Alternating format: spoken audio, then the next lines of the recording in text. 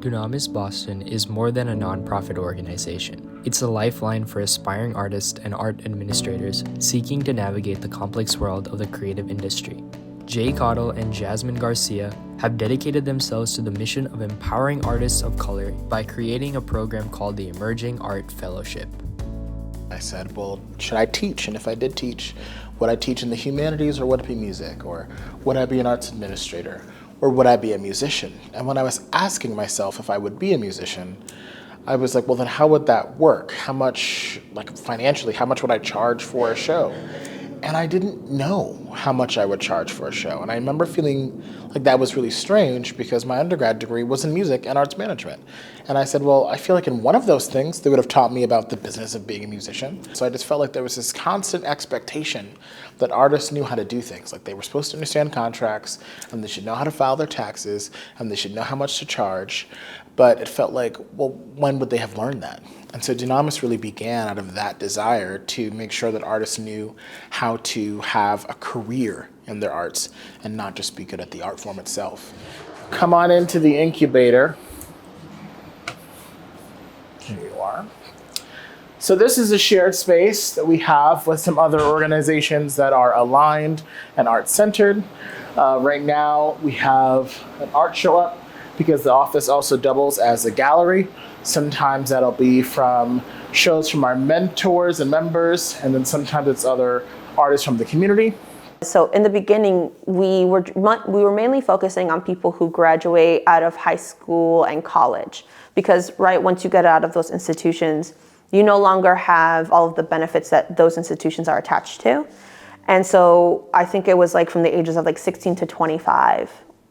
And then we have like 27-year-olds, 30-year-olds being like, well, I'm emerging, like I'm finally finding my voice in my creative process. Why can't I be a part of this? And to be honest, we didn't really have an answer and they were right.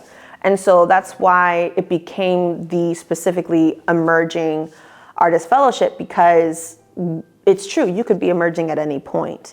In here, we have a lot of our workshops is the conference room. We've got some fellows in here. Everybody wave, say hello.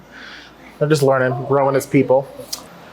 This is an open space here that sometimes we either do general work in, but we can also get rid of all these tables and chairs, and we can kind of turn this into an audience room or do some larger programming here.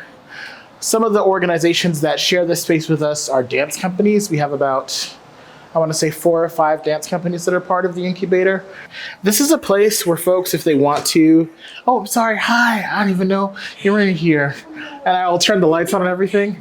When I'm not giving loud interrupty tours, this is a place where you can rest and relax and not do any work. I was like, yo, this is exactly what I need right now. I need to learn the foundations. I need to learn how to make my practice sustainable, right? Because if I'm trying to live off this, I gotta learn how to do my taxes.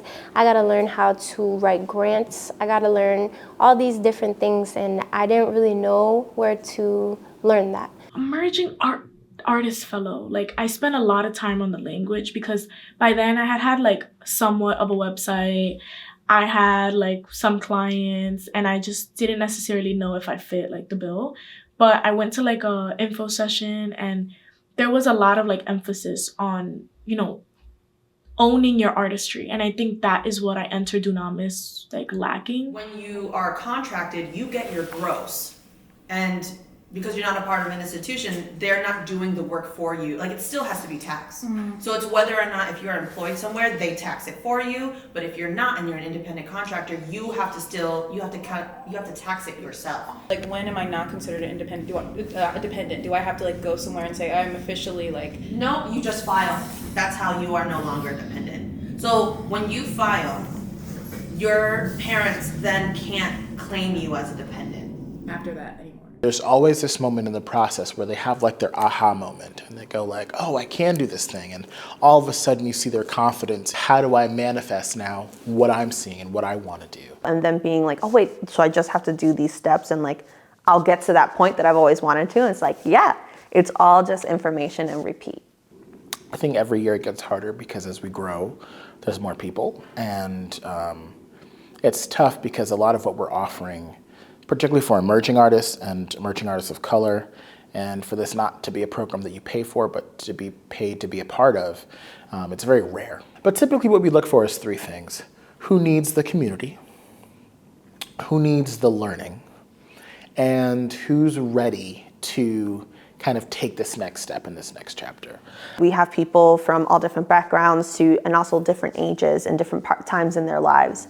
And so I just think that we're always looking for someone who is open-minded, who is really excited about doing the work that's also sometimes not so much fun, to create a good foundation for themselves.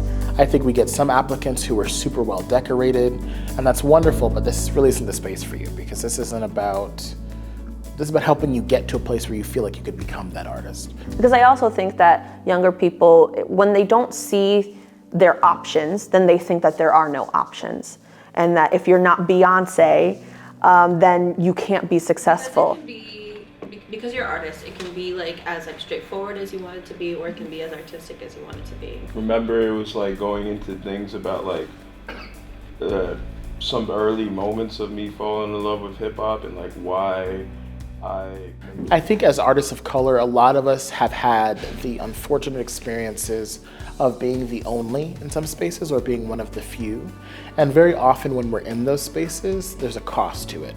Either we are propped up because of that in a way that feels like we're being exploited, or we have to like navigate these cultures that like don't understand us, and now we have to change how we move.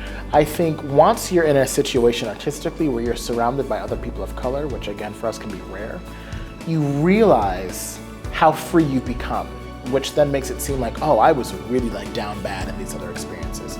So I think it allows for a sense of freedom, there's some shared language, and it makes it not about you being a person of color, it makes it now finally about who you are. And yeah, that's mostly the incubator. Awesome. Yeah. Cool. Did I miss anything?